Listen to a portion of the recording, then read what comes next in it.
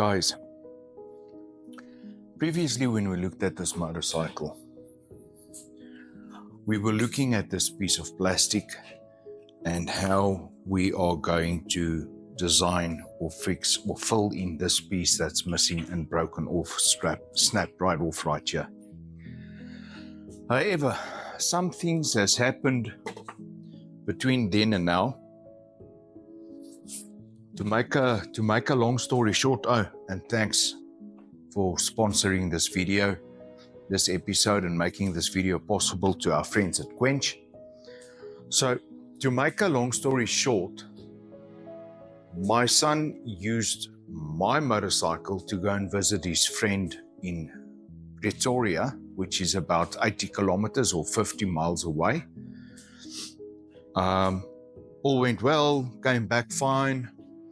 I was at a neighbor quickly looking at his gate motor. When I come home, I found my motorcycle lying on its side, which snapped off the front brake lever. No other damage though, but a broken front brake lever. And the reason why it fell over was because my son must have hit a piece of steel on the highway on the way here. It cut the rear tire so bad that you have to put at least 3 gaiters into that tire for it to be able to keep pressure. So I decided, no, let's replace the tires. You'll see in the camera in that corner, there's the 2 new tires.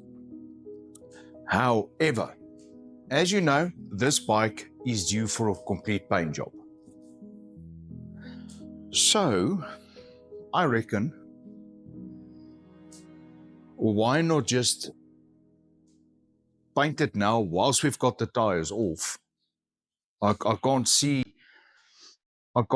any reasoning behind putting the tires back on, putting the same rims back on the bike, using the bike for a month or maybe 6 weeks. It's starting to become serious winter here in South Africa.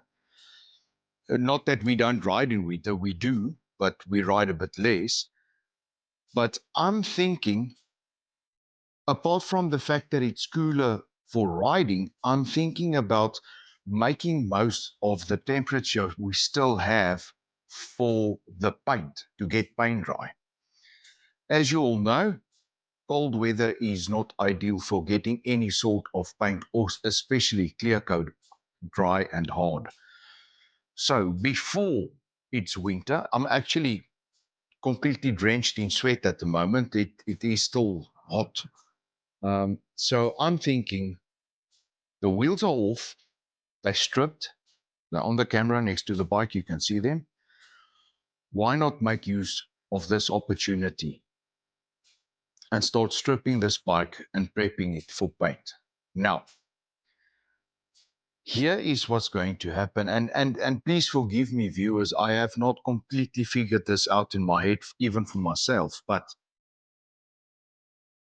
I want to paint the fender, the forks, the chrome headlight, this chrome piece on this pedometer. This handlebar will stay chrome, this top yoke, the bottom yoke, and this carrier for the indicators will stay chrome. The cover over the mudguard will stay chrome, but the calipers will be painted, the forks will be painted, the frame in its entirety will be painted, the engine itself will be painted except for the engine covers, which is chrome, that will remain chrome. The swing arm will be painted, the rims will be painted, the tank will be painted, the rear plastic will be painted, the chain guard will be painted, the stand will be painted. And I think that's more or less where we are at the moment. Now, here's my 2 samples. No, don't kick over your own rim. This is a titanium bronze color. This will be the color for the rims and the frame and the engine. And the tank and all the plastics will become this color, which is a dark brown not brown, it's, I don't know how to explain this color, but here's the two colors next to each other. You can see the one is much lighter than the other. It's very difficult to explain to you. You know what, I can actually show you. This is the bronze on the CBR 1000, and this color on the engine is the color the tank and the plastics is going to be. This is that color, and this one is that color. On camera, if I put them next to each other, they look more or less the same. But there's your difference between there and there on the top. So, without wasting any time, I'm going to start stripping. Oh, you might be asking, why is the headlight out? Well, I've taken the globe out because whilst it was standing, I figured let's take out this yellow globe. I told you we don't do yellow here. And I actually got quite a nice LED globe for H4. I cannot put in the one with a fan on the back, the H4 with a fan on the back, because it simply won't fit into that cavity. It's just not enough space. So I had to opt for a H4 globe that does not have a fan or a cooling mesh or something at the back. It needs to be flush just for the plug to go on. I managed to get one of those, so we'll see how that will fit. But for now, let's start stripping so that we can get this baby prepped and ready for paint.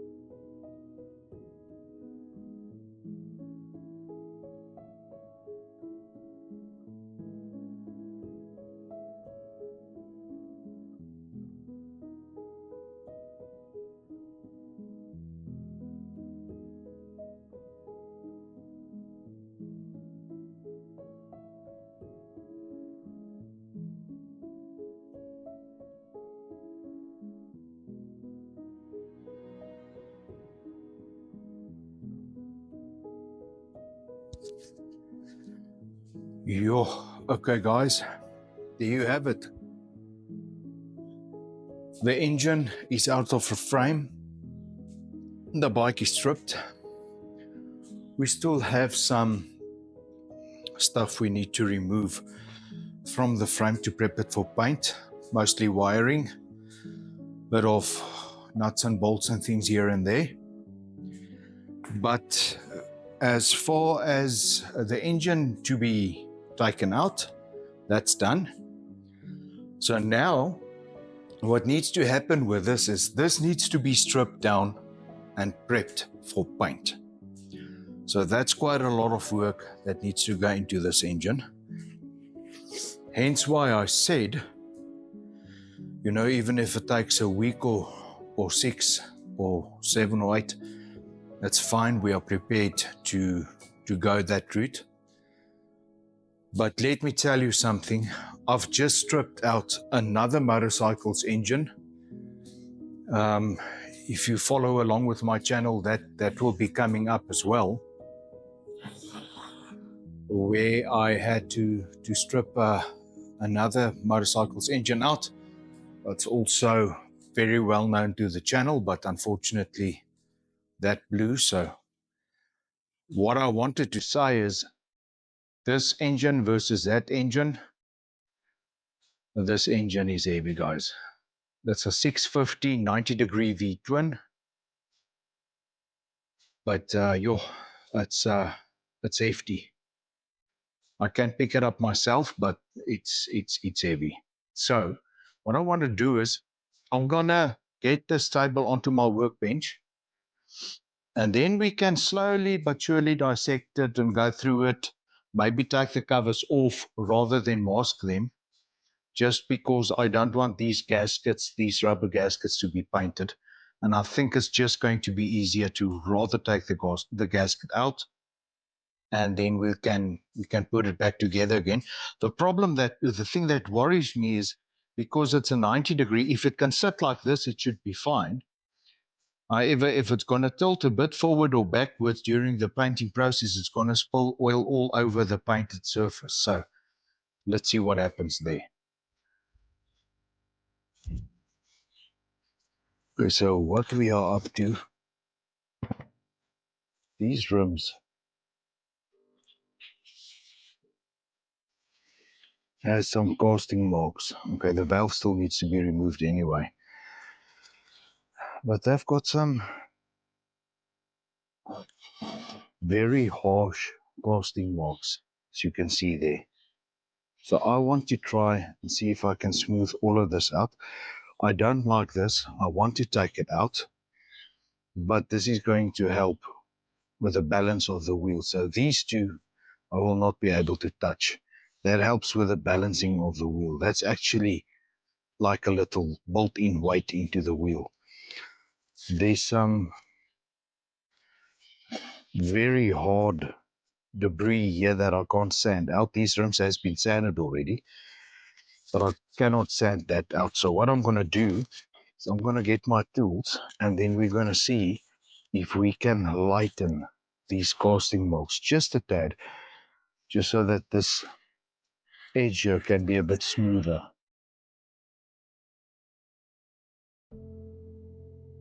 My friends, the reason for me doing this is I wanted to have the mag wheels smoother after the painting process. Now, if you look at that wheel, you can see the lip of the wheel is slightly polished. That is actually not the case. It's just that that piece of the mag wheel is actually smooth.